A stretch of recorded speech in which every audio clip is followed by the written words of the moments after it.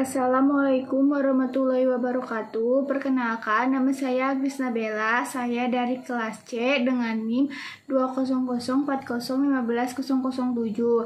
Saya di sini akan menjelaskan materi biologi sel molekuler tentang PCR.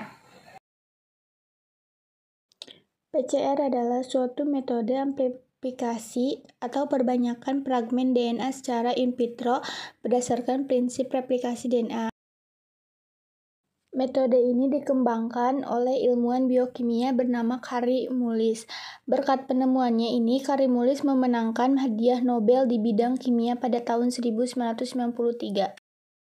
Metode PCR dibedakan menjadi dua. Yang pertama itu PCR konvensional dan yang kedua itu real-time PCR.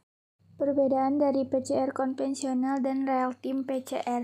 Pada PCR konvensional, PCR memerlukan waktu yang lebih lama, sedangkan pada real-time PCR itu memerlukan waktu yang lebih cepat dari PCR konvensional.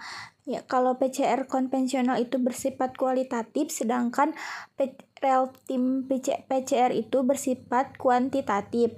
Kalau PCR konvensional itu kurang sensitif, kalau yang real-time PCR itu akurat.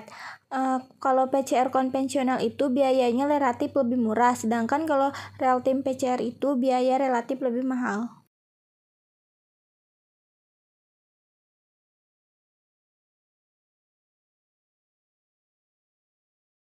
Pada reaksi PCR konvensional biasanya menggunakan satu pasang primer oligonukleotida untuk mengamplifikasi bagian tertentu dari genom agen infeksi serta dilakukan pada suatu tabung. Pada teknik ini sangat sensitif yang memungkinkan amplifikasi terjadi secara bersama-sama serta kuantitas sekuens asam nukleat dapat diketahui. Kelebihan real-time PCR dibanding PCR konvensional adalah lebih dinamis, resiko kontaminasi silang lebih sedikit, kemampuan aplikasi penggunaannya untuk pengujian lebih banyak. Pada PCR konvensional memiliki 3 tahapan. Yang pertama itu ada denaturasi, yang kedua itu ada penempelan, dan yang ketiga itu ada perpanjangan atau ekstensi fragmen DNA dengan enzim polimerase.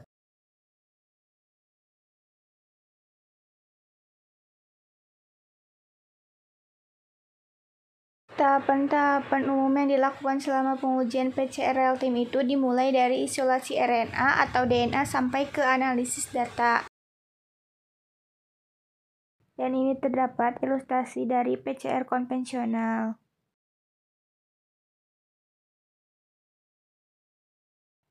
Pada gambar di atas ini adalah ilustrasi dari real-time PCR.